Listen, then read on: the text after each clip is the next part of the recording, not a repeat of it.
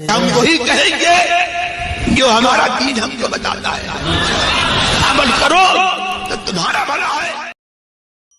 بسم اللہ الرحمن الرحیم۔ یا ایہا الذین آمنوا ان تطیعوا فریقا من الذین اوتوا الکتاب یردوکم بعد ایمانکم کافرین۔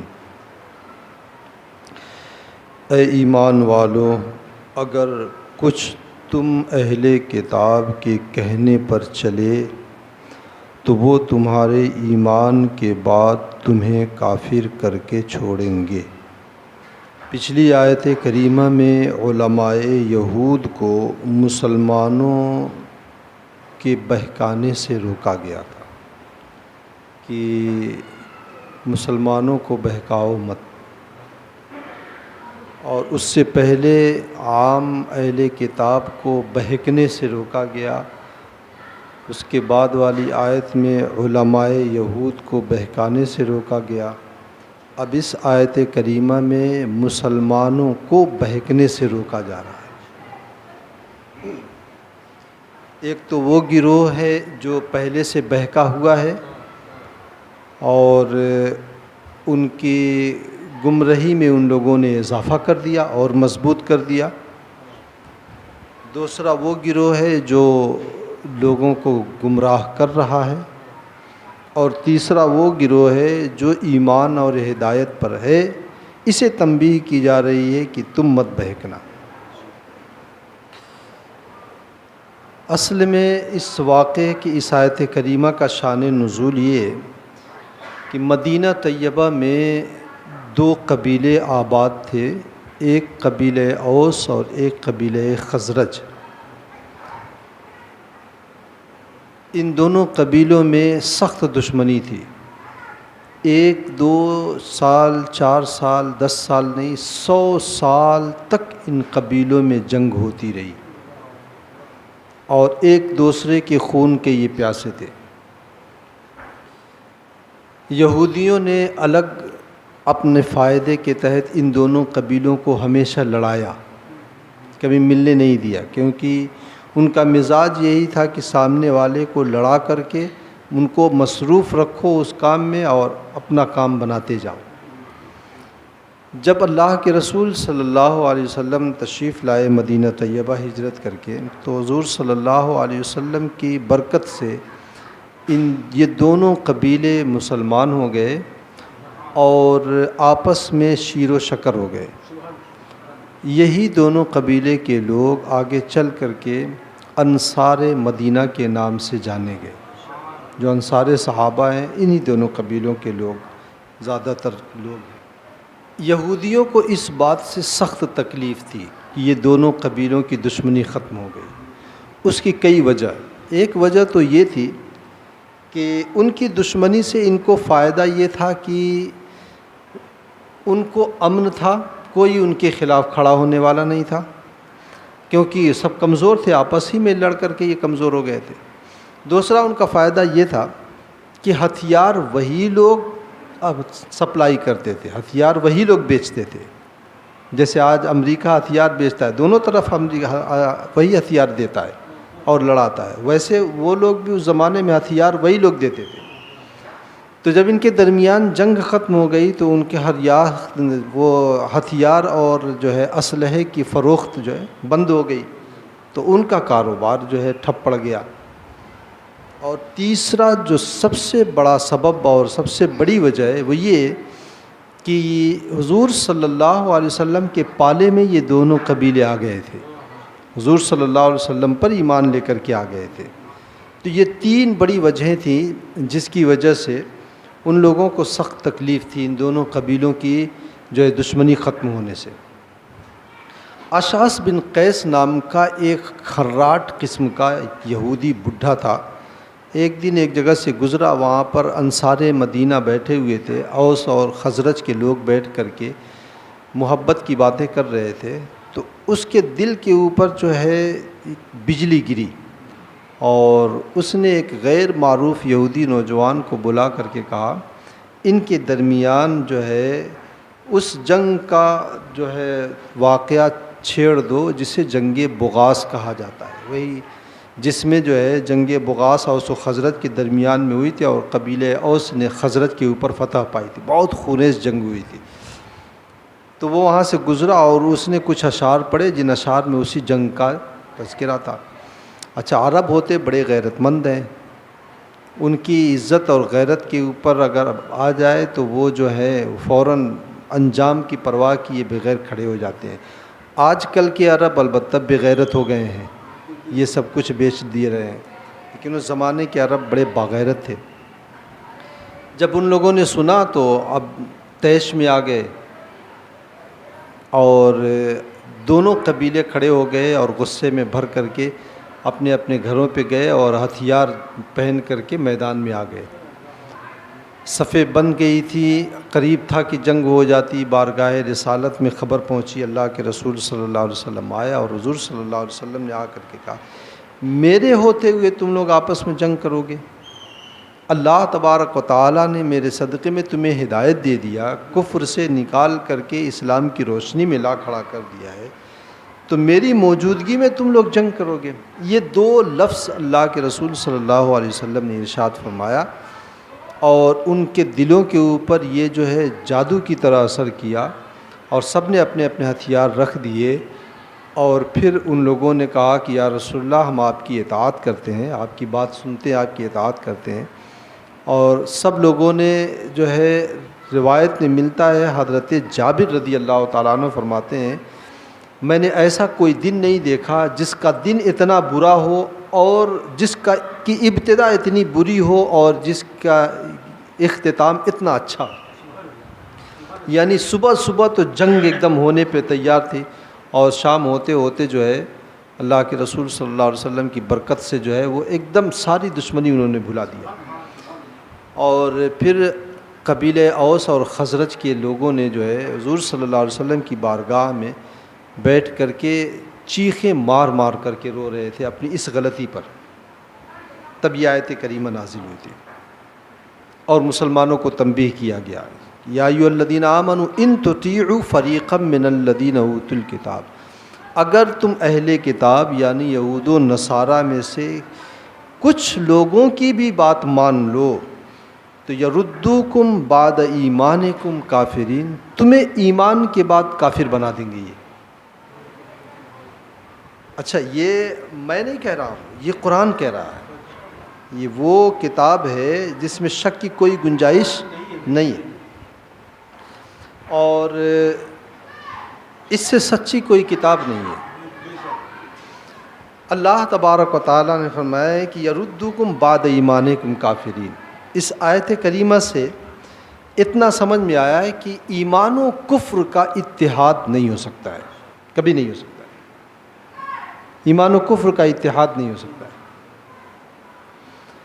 حضور صلی اللہ علیہ وسلم نے اتحاد جو وہاں پہ بیع کیا ہے وہ مومن کے درمیان، قبیلہ اوس والے بھی مسلمان تھے، خزرج والے بھی مسلمان تھے، مومن کے درمیان اتحاد پیدا کیا، مومن منافق کے درمیان اتحاد نہیں پیدا کیا۔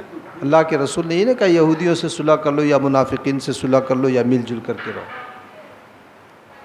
تو اس سے یہ پتہ چلا کہ جو ہے اتفاق کبھی بھی ایمان و کفر کا ہو نہیں سکتا ہے۔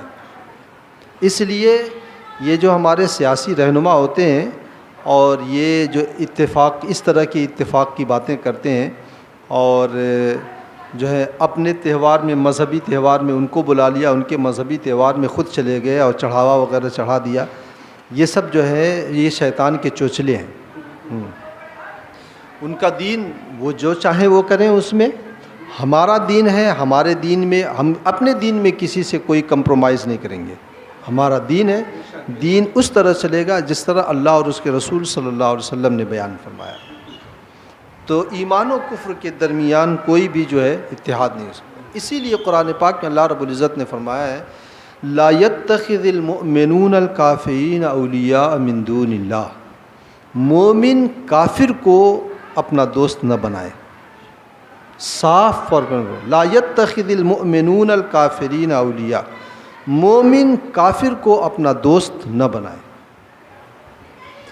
یہی وجہ ہے کہ راز کی باتیں، وہ گھر کی راز کی باتیں ہوں، چاہے کاروبار کی راز کی باتیں ہوں، چاہے مذہب اور دین کی راز کی باتیں ہوں، کافر چاہے آپ کے تعلقات معاملات میں کتنے ہی گہرے کیوں نہ ہوں، ان سے شیئر کرنا حرام ہے۔ اور آج کل کے مسلمانوں کا حالم یہ ہے کہ وہ تو بیٹھ کے جاسوسی کرتے ہیں، مسلمانی کی جاسوسی کرتا ہے۔ تو قرآن نے صاف کہا ہے، لا يتخذ المؤمنون الکافرین اولیاء من دون، اللہ کو چھوڑ کر کے کافر کو کوئی دوست نہ بنائے۔ ایک جگہ قرآن پاک میں اللہ رب العزت نے فرمایا کہ لا تتخذوا الیہود والنصارى اولیاء من دون، یہود و نصارہ کو اپنا دوست مت بناؤ۔ یہ کبھی بھی کوئی صورت ہی نہیں ہے کہ وہ آپ کے حوالے سے اپنے دل میں نرم گوشہ رکھیں، کوئی صورت نہیں ہے۔ اللہ تبارک و تعالیٰ نے صاف فرما دیا یہ خوش نہیں ہو سکتے ہیں، تم سے کبھی خوش نہیں ہوں گے۔ قرآن پاک میں صاف کہا ہے کہ وَلَن تَرْضَىٰ عَنْكَ الْيَهُودُ وَلَا النَّصَارَىٰ حَتَّىٰ تَتَّبِعَ مِلَّتَهُمْ، نہ یہودی اور نصرانی ہرگز تم سے نہیں خوش ہو سکتے ہیں۔ صاف قرآن پاک نے کہا لن ترضیٰ، ہرگز نہیں خوش ہو سکتے ہیں۔ یہی عیسائی، یہ ہرگز تم سے خوش نہیں ہو سکتے ہیں، تم سے راضی ہونے کی کوئی صورت ہی نہیں ہے۔ اس لیے اگر کوئی کافر یا کوئی یہودی یا کوئی نصرانی اگر کہے ہم تمہارے خیر خواہ ہیں، ہم تمہاری بھلائی چاہتے ہیں، نہیں، ہمارے قرآن میں رب کائنات نے کہہ دیا یہ ہمارا بھلا چاہ نہیں سکتے تو نہیں چاہ سکتے ہیں۔ یہ اگر ہمیں کسی نیکی کا بھی حکم دیں تو یہ سمجھ لیجئے کہ ضرور اس کے پیچھے کوئی اس سے بڑا نقصان ہوگا، کیونکہ دشمن اپنے دشمن کی بھلائی نہیں چاہتا ہے۔ حضرت امیر معاویہ رضی اللہ تعالیٰ عنہ کی فجر کی نماز ایک دن قضا ہو گئی، تو اتنا روئے تھے آپ اس قضا ہونے پر، اتنا روئے تھے کہ اللہ تبارک و تعالیٰ کو ان کی ادا پسند آئی، اور حضرت امیر معاویہ رضی اللہ تعالیٰ عنہ کے نام اعمال میں 200 نمازوں کا ثواب لکھ دیا گیا۔ تو دوسرے دن جو ہے جب فجر کا وقت ہوا تو پہلے ہی سے ایک آدمی آیا، دروازے پہ کھٹکھٹایا، تو حضرت امیر معاویہ نے کہا کہ میرے دروازے پر تو کوئی ایسا آدمی نہیں ہے جو ہے کھٹکھٹائے۔ تو پوچھا کون؟ تو کہا اٹھ جائیے نماز کا وقت ہو گیا۔ کہا وہ تو ٹھیک ہے لیکن تو ہے کون؟ تو آپ ہی بتا دیجیے۔ تو حضرت امیر معاویہ رضی اللہ تعالیٰ عنہ نے کہا کہ پوچھا کہ تو ہے کون؟ تو اس نے کہا کہ میں ابلیس ہوں۔ تو کہا کہ تیرا کام تو لوگوں کو بہکانا ہے، تو آخر جو ہے مجھ کو نماز کے لیے اٹھا رہا ہے، نماز سے تو روکتا ہے، اٹھا کیوں رہا ہے؟ تو اس نے کہا کہ بات تو صحیح ہے، میرا کام تو یہ کہ میں مومن کو بہکاؤں، نماز کے قریب نہ ہو جانے دوں، لیکن مسئلہ یہ ہے کہ آپ کی کل کی فجر کی نماز چھوٹ گئی تھی اور آپ نے رب کائنات کی بارگاہ میں اس قدر گریہ کیا کہ اللہ تبارک و تعالیٰ کو آپ کی یہ ادا بہت پسند آئی، اور آپ کے نام اعمال میں ایک کے بجائے 200 نمازوں کا ثواب لکھ دیا گیا۔ تو میں نہیں چاہتا ہوں کہ 200 ثواب ملے آپ کو، آپ ایک ہی پڑھ لیجئے، ایک ہی ثواب لے لیجئے۔ یعنی شیطان نیکی کا اس نے حکم بھی دیا تو اس کے پیچھے ایک اس کا فائدہ ہے، اور مومن کا نقصان ہو کر آیا۔ اسی طریقے سے کافر اور یہودی یا عیسائی یہ اگر ہمارا بھلا بھی چاہیں تو یہ سمجھیے کہ اس سے پیچھے اس سے بڑا نقصان ہے، اور ہوتا ہے، کھلی آنکھوں سے ہم دیکھتے ہیں کہ ہم کو اس سے بڑا نقصان ہو جاتا ہے۔ وہ چند ٹکوں کے لیے ایک آدمی کو خریدتے ہیں، وہ ایک آدمی پورے معاشرے کو تباہ کر دیتا ہے۔ ایک آدمی کو دلال بنا دیتے ہیں کسی مسلم سوسائٹی میں، وہ دلالی کرتا ہے اور پوری سوسائٹی، پورا معاشرہ ہمارا جو ہے تباہ ہو جاتا ہے۔ تو وہ یہ نہ سمجھیں کہ اس کی باز پرس نہیں ہوگی، محشر میں ان سے اس کی باز پرس ہو جائے گی، ساری دلالی کا بھوت جو ہے وہاں پر اتر جائے گا۔ تو ان سے جو ہے کبھی بھی خیر کی امید نہیں ہونی چاہیے۔ دوسرا فائدہ اس آیت کریمہ سے کہ مسلمانوں کو آپس میں لڑانا یہ اسلامی طریقہ نہیں ہے، یہ یہودیوں کا طریقہ ہے۔ اس سے وہ لوگ سبق سیکھیں جو چغلیاں کرتے ہیں، غیبت کرتے ہیں، لگائی بجھائی کرتے ہیں، ان کی ٹوپی ان کے سر، ان کی ٹوپی ان کے سر، اور جو ہے اس طرح کی باتیں کر کے وہ مسلم معاشرے میں یا کسی دو مسلمان کے درمیان اختلاف اور رنجش پیدا کرتے ہیں، تو یہ سمجھ لیں کہ وہ اسلامی طریقہ نہیں، وہ یہودیوں کا طریقہ ہے۔ ایک فائدہ اس سے یہ بھی ہے کہ مسلمانوں کی ترقی سے کافر کبھی خوش نہیں ہو سکتا، نہ مسلمانوں کی ترقی سے کافر خوش ہوں گے، نہ مسلمانوں کے چین و سکون سے یہ کافر خوش ہوں گے۔ یہ اچھی طریقے سے گانٹ لیجیے، قرآن پاک نے جو کہہ دیا وہ 100% صحیح ہے، اس میں 1% کیا مائنس میں بھی جا کر کے اگر آپ 1% کہیں گے اس کی بھی کوئی گنجائش نہیں ہے۔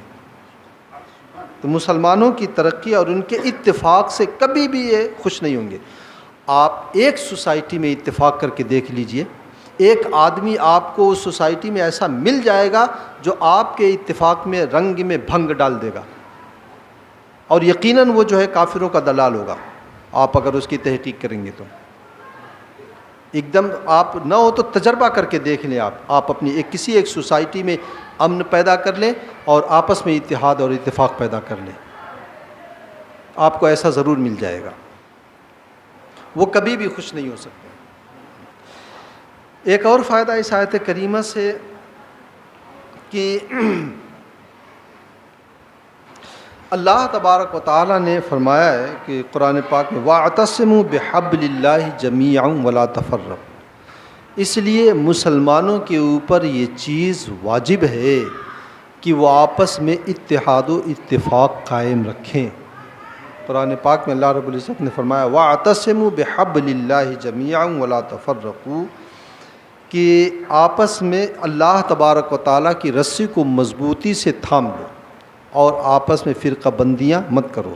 فرقہ بندیاں جو ہے، اب جب فرقہ بندی کی بات آتی ہے تو سب سے زیادہ الزام جو ہے اہل سنت و جماعت کے اوپر لگایا جاتا ہے، حالانکہ 1400 سال سے جو عقیدے چلے آ رہے تھے وہ عقیدہ تو اپنی جگہ پہ ہے، اختلاف تو اسے 2-400 سالوں میں ہوا ہے نا، اور وہ جتنے اختلاف کرنے والے ہیں سب ہمارے سامنے ہیں، آپ ان کو نکال دیجئے، سارا اختلاف ختم ہو جائے گا، سارے فرقہ بندی ختم ہو جائے گی۔ لیکن الزام ہمارے اوپر لگتا ہے کہ یہ فرقہ بندی کرتے ہیں۔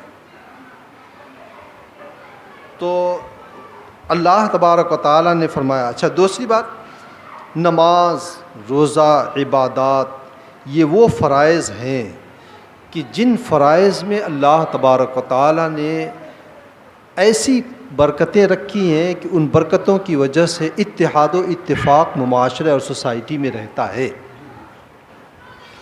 اللہ کے رسول صلی اللہ علیہ وسلم نے فرمایا ہے کہ جب بھی آپ نماز کے لیے کھڑے ہوتے تھے تو کہا کرتے تھے کہ استو صفوفکم وسدوا الخلل، اپنی صفیں سیدھی کر لو اور درمیان میں جو جگہ ہو اسے پر کر دو، یعنی کندھے سے کندھا ملا کر کے کھڑے ہو جاؤ۔ اور ایک جملہ یہ ارشاد فرمایا کرتے تھے کہ اپنی صفوں کو سیدھی کر لو، ان اللہ لا ينظر الى الصف المنعوج، اللہ تبارک و تعالی ٹیڑھی صفوں کے اوپر نظر رحمت نہیں کیا کرتا ہے، اس لیے صفیں سیدھی رکھیں۔ سد الخلل اس لیے فرمایا ہے کہ اللہ کے رسول نے فرمایا کہ شیطان یہیں سے آتا ہے، جو جگہ چھوڑ کے بیٹھتے ہیں یہیں سے آتا ہے، ہمارے دلوں میں وسوسے پیدا کرتا ہے اور نماز خراب کرتا ہے۔ اور اگر یہ کام نہیں کریں گے، ہم درمیان میں خلل نہیں کریں گے، تو اللہ کے رسول صلی اللہ علیہ وسلم نے فرمایا ہے کہ اگر تم ایسا نہیں کرو گے لَيُخَالِفَنَّ اللَّهُ بَيْنَ قُلُوبِكُمْ، اللہ تعالیٰ تمہارے دلوں میں اختلاف ڈال دے گا۔ آج ہماری صفوں میں دیکھ لیجئے، اگر کہا جائے تو لوگ ناراض ہوتے ہیں، اور مجھ کو اتفاق ہوا ہے کہ میں جب نماز پڑھانے کے میں قابل نہیں تھا، نماز میں پڑھ رہا تھا، میں اپنے بغل والے سے کندھے ملا کے کھڑا ہوتا تھا، وہ اور ادھر بھاگتا تھا۔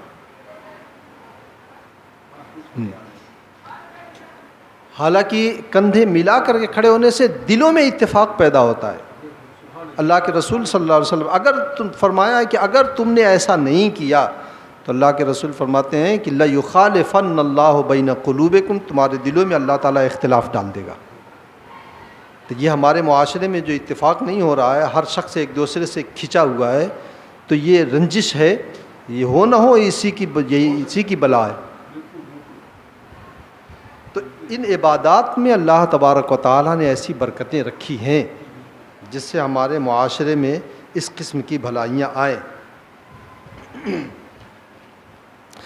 اس آیت کریمہ سے ایک یہ بھی ہے کہ مسلمانوں کے درمیان صلح کرانا یہ سرور کائنات صلی اللہ علیہ وسلم کی سنت ہے۔ اور ایک اہم فائدہ اس آیت کریمہ سے یہ ملا کہ اگر کافر کسی بات کا حکم بھی دے اور بظاہر وہ نیک ہو تو آدمی قدم بڑھائے تو بہت سوچ سمجھ کر کے قدم بڑھائے، آنکھ بند کر کے اس کی باتوں پہ یقین نہیں کیا جا سکتا۔ اور آخری فائدہ اس آیت ہے، مومن کو چاہیے کہ اپنے ایمان کی حتی الامکان حفاظت کرے، جتنا ہو سکے حفاظت کرے۔ دیکھیں اللہ تبارک و تعالیٰ نے یہ نہیں کہا کہ تم میرے ان بندوں کو بہکا نہیں سکتے ہو۔ صحابہ کرام کے ایمان کی تو اللہ تبارک و تعالیٰ نے تعریف کی ہے نا، اللہ کے رسول اللہ تبارک و تعالیٰ نے فرمایا ہے نا کہ اگر جو ہے فَإِنْ آمَنُوا بِمِثْلِ مَا آمَنْتُمْ بِهِ، جیسے اے میرے محبوب کے صحابہ جس طرح تم ایمان لے کر کے آئے ہو، یعنی تمہارا ایمان جتنا اچھا ہے ویسی بعد کے لوگ ایمان لے کر کے آئیں گے تب وہ ہدایت پائیں گے۔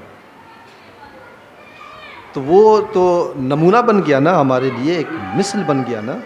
تو اللہ تبارک و تعالیٰ نے اس ایمان کی تعریف کی ہے اور وہ بڑے مضبوط ایمان کے تھے۔ قرآن پاک میں اللہ رب العزت نے فرمایا محمد الرسول اللہ والذین معہ اشداء علی الکفار رحماء بینہم، محمد صلی اللہ علیہ وسلم اللہ کے رسول ہیں، اور جو ان کے صحابی ہیں وہ کیسے ہیں، ان کی صفت کیا بیان، اشداء علی الکفار، کافروں پر بڑے ٹائٹ ہیں، ایک دم سخت ہیں، رحماء بینہم، لیکن آپس میں مسلمانوں میں بڑے نرم دل ہیں۔ تو ان صحابہ کرام سے اتنے مضبوط ایمان کے بعد بھی اللہ نے یہ نہیں کہا کہ تمہارا ایمان بہت مضبوط ہو تم بے فکر رہو، تم کو کوئی بہکا نہیں سکتا ہے، بلکہ اللہ رب العزت نے یہ فرمایا ہے کہ ان کے کہنے پر مت چلو، ان کی صحبتوں میں مت بیٹھو، ان کا کہا نہ مانو ورنہ یہ تمہیں بھی بہکا دیں گے۔